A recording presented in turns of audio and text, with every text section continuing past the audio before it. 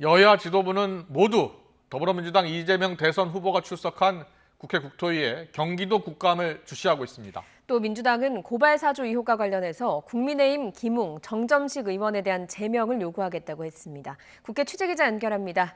이경국 기자. 네, 국회입니다. 네, 경기도 국정감사 지금 전해드렸듯이 정말 치열한 공방이 오가고 있는데요. 여야 지도부는 각각 국정감사를 어떻게 평가하고 있습니까? 네, 일단 민주당은 이재명 지사가 그제 첫 번째 국정감사를 선방했다고 평가하면서 오늘 국토위 국감에 대해서도 자신감을 내비치고 있습니다. 민주당 송영길 대표는 MBC 라디오에 나와서 그제 국감을 통해 많은 분들이 편집되지 않은 실상을 볼 기회가 됐다고 말했고요. 이 지사의 말이 진실일 가능성이 크다고도 강조했습니다.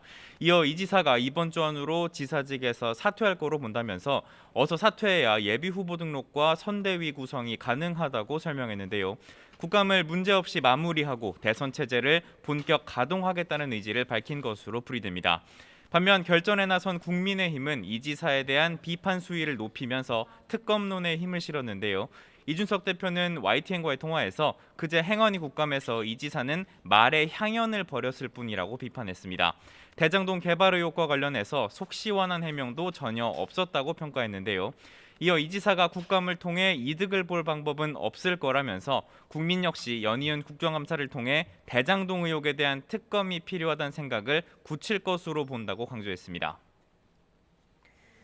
고발 사주 의혹 관련 내용도 살펴보겠습니다. 어제 제보자 조성은 씨와 국민의힘 김웅 의원 사이의 통화 녹취록이 공개됐는데 이후 민주당이 강경 대응에 나섰다고요. 네, 민주당은 검찰의 고발 사주는 총선 개입이자 국기문란이라며 강경 대응에 나섰습니다. 윤호중 원내대표는 내일 국민의힘 김웅, 정점식 의원에 대한 제명안을 국회 윤리위원회에 제출하겠다고 밝혔습니다. 국민의힘이 진상을 규명하려 하지 않는 만큼 적극 대응에 나서겠다는 건데요. 직접 들어보겠습니다. 관련자 전원 구속 수사감입니다. 그런데도 아무도 사과하지 않고 누구도 책임지려 하지 않고 있습니다. 공명선거 추진단은 40일 넘게 아무런 입장도 내놓고 있지 못합니다. 네, 한 발 더 나아가서 송영길 대표는 공수처에서 김웅 의원에 대한 체포동의안을 요구해 오면 곧바로 표결 처리하겠다고 밝히기도 했습니다. 하지만 국민의힘 이준석 대표 책임져야 할 행동이 있다면 두 의원을 감싸지는 않겠다면서도 섣부른 제명안 제출은 정치적인 행동이라며 조속한 수사가 우선이라고 강조했습니다. 김웅 의원도 윤석열 검찰과의 연루 가능성을 일축하며 반박에 나섰는데요. 직접 듣고 오겠습니다. 대검에서 건너온 자료면은 제가 왜 대검에 좋은 이야기를 잘 해놓겠다라고 이야기를 하겠습니까? 검찰하고 연결을 시키는 것은 그냥 더불어민주당의 희망사항이 아닌가 싶습니다. 네, 윤석열 캠프도 고발 사주 의혹과는 무관하다는 입장을 거듭 강조했습니다. 네, 이런 가운데 윤석열 전 검찰총장이 전두환 씨를 두둔하는 듯한 발언을 한 것을 두고도 파장이 계속 이어지고 있는 거죠. 네, 쿠데타와 5.18만 빼면 정치는 잘했다고 하는 분들이 많다. 호남에서도 그런 얘기를 하는 분들이 꽤 있다. 윤석열 전 총장의 이 발언이 문제가 됐습니다. 민주당 송영길 대표는 윤 전 총장의 정치관이 전두환 씨와 쌍둥이처럼 닮았다고 질타했는데요. 들어보겠습니다.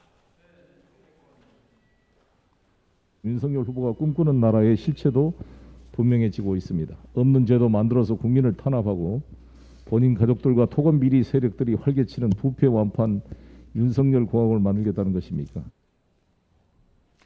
국민의힘 이준석 대표도 윤 전 총장을 향해 주저하지 말고 사과하라고 촉구했습니다.